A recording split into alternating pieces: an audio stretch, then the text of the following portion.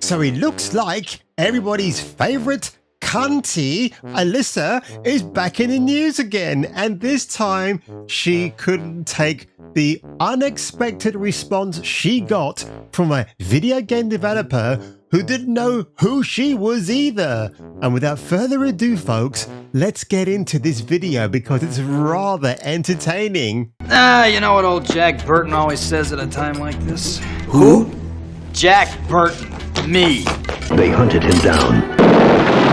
They murdered his friends. And they took the only thing he would kill for. You know this guy? Yeah, but I'm not proud of it. If it's a mission no man can survive, he's the man for the job. Kung Fu Hot Dog. Fuck you, asshole. So watch out for him and his babes of the 1980s. Hail to the Jason King, baby. It's all in the reflexes.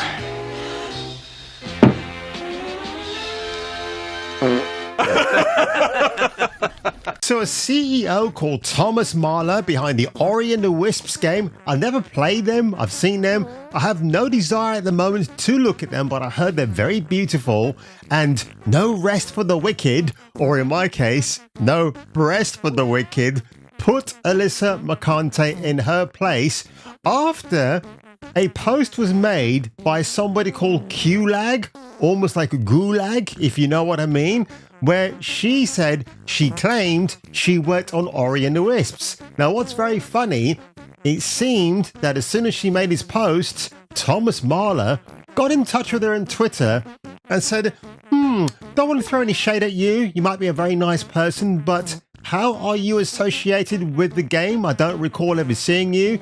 So if you want a bit more context on this, folks, Gulag, who said, hey, new folks, I'm Ray. I work in the gaming industry in UX R&D plus game production. I worked on various software and hardware for Sexbox. I now work as an independent media producer and had the privilege of working on the Dota Internationals in 2023. It turns out, according to Grums on X, she has lied about all of that. She doesn't have any of these credentials that she claims. How she gained notoriety a few days ago, I saw a bit of this on Asmongold's YouTube channel where she was defending Sweet Baby Inc. and DEI and ESG.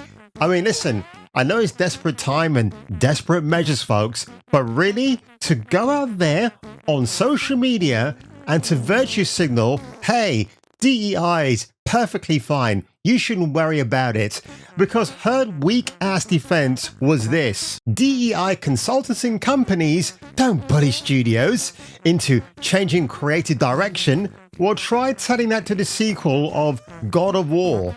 They act as resources to help creators portray a lived-in experience. The Northman is an example of this. Directed by Robert Eggers, and he doesn't bow down to that weird ideology. And The Northman is a movie, it is not a video game. So was our dear friend QLag getting mixed up with Valhalla, the Assassin's Creed game?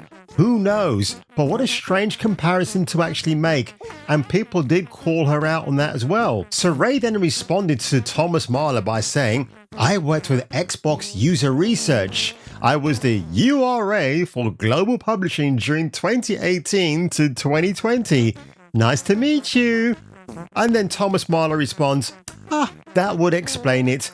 I didn't want to cause you any trouble. I just saw you posting that you worked on Ori and I had no idea who you are. But since you're calling people names online, I thought it was important to inform people that you never actually worked on the Ori series or for Moon Studios, and that you didn't ever directly engage with anybody at my workplace. Anyway, be nice to people, Ray, even those you disagree with. So far, so good. Thomas Mahler is an absolute professional. He is a CEO after all, and he has to behave in a certain frame of mind. But who comes trotting along because she just can't keep out of trouble? Yes, Kante. Alyssa Mercante. And what did she say? You're a dickhead.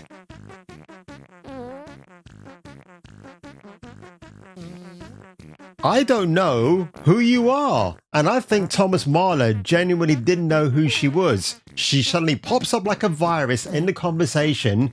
You know, like when you take a dump in the toilet and you expect to do a torpedo and suddenly lots of other watery bits come out. That's Alyssa Mercante in a nutshell. And at this point, Mercante thinks she's got the absolute own on Mahler with a hit piece, a Pulitzer Prize winning Watergate scandal equivalent of, because oh my gosh, oh no, Thomas Mahler had disagreements with fellow workers around him regarding the makings of these games. Oh no, what a gotcha. Thomas Mahler's going to be out of a job. Let's Me Too him. Obviously, they didn't go to that extreme, but she obviously thought, what an absolute own. And in the screenshot you see here, despite it having 63,000 views, it's only gotten 20 or 125 likes. Absolutely hilarious. So this is the moment where Alyssa Mercante just learns to STFU. Thomas Mahler in a very long post says, "Hey Alyssa, you're apparently a journalist from Kotaku, so I'm guessing you haven't worked in actual game development yet." Now, I am guessing at this point, before he posted this response, Alyssa was premeditating the situation. She was trying to get a rise out of Mahler by making him, hopefully that she would make him swear and curse her and put her down. Then it's like, got what I needed. But his response is cool, calm, and very calculated in the best way possible. Let me try to explain the thing you posted about, which I'm guessing was from that hit piece from a few years back. Yes, I'm guilty of what started in that image, and that's okay, because this is the normal creative process, something that Alyssa Mercante knows nothing about. We brought lots of veterans into Moon because generally great people want to get the opportunity to work on great projects, and that's our goal at Moon. We always set out to create the kind of games we'd love to play ourselves that fill some hole in the market, because for some reason these holes haven't been filled yet, except for the ones that Melissa Mercante does in her spare time as a sex worker.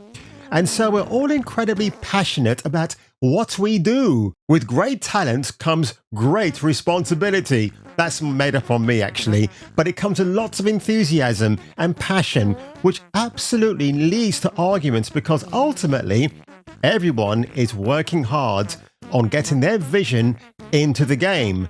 But also everyone at Moon understands that we're working together as a team, because there is an I in team, but in the case of Melissa, the I is just her on her own. So the point of these arguments is then to try to convince each other why this or that solution would be the best or best thing for the game we're making, and the best solution ought to win. Most of the times, the beauty behind these arguments is that everybody gets a chance to contribute, and more often than not, the actual solution will be the one that ultimately everybody contributed to, because we're dealing with very complex issues all the time, and complex problems often also need complex solutions. That's a rationality of common sense I haven't seen for a long time. I really like that. It is often a chaotic process, but it's a controlled chaos. And yes, absolutely, every now and then I have to put my foot down and set the direction, because after all, he is the game director. And ultimately, it's my responsibility to ensure that everyone knows where things are heading and that decisions get made. And yes, it also happened that I agreed to a certain decision, play tested some more, and changed the direction after. So in other words, somebody brought an idea to the table, he tried it out in the game, didn't work, you know what, let's go back to this drawing board again. Again, to me, this is normal. The normal part of the process, since things get clearer and clearer, the more stuff gets implemented and the more we play and test. To me, all of this just shows how creative work happens. It can be painful, but my job, like any good director, is to understand what's going on and make sure the right decisions get made. What Mahler goes on to say is that, yep, they hired a few people a few years ago at Moon Studios. They didn't fit in with their work culture. I'm beginning to think that maybe the work culture is that they were activists, had the weird coloured hair, all that nonsense. and maybe it doesn't really fit in with what he has envisioned. That's what I'm guessing. So after all of that, and it's a great post, by the way, I hope you have a nice day. Yours, Dickhead. Uh-oh. I think I heard a toilet flush. Maybe somebody lost a turtle. Fantastic. I absolutely love that response. If that was me, I might have been a bit unrestrained because we are talking about me after all. Mercante did not respond. Oh, gotcha. Oops. So Mercante has probably crawled back to Ethan Gatch, her soy boy cuck toy boy, in his spare time, and maybe rang up Jeff Grubb and said, "Boo-hoo-hoo, Jeff, I got owned by a base game developer called Thomas Mahler. Can you find out if there's any dirt on him?" And I guarantee that's how these journalists at Kotaku actually work. I even made a Twitter X post saying, and actually copied in Kotaku and Austin X Williams, the editor-in-chief at that actual ridiculous fraternity, not that it actually is, it just thinks it is, and said, why hasn't this miscreant been fired yet? Why is she still in your employment? Didn't get an answer. What a surprise. But Alyssa Mercante is this cancer, a virus.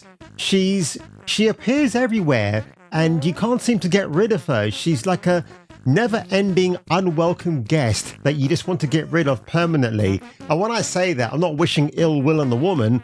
I'm just wishing she needs to ship herself off to a desert island and maybe have a few sharks swimming around that island. And then one day she'll get hungry and run out of food, and she may want to go fishing or end up being the fish. So on that one, ladies and gentlemen, if you enjoyed my rendition of this story that's doing the rounds on social media at the moment, make sure you leave a like below, smash the like or maybe dislike the like button on this video, and I'll catch you returning for me on the next video.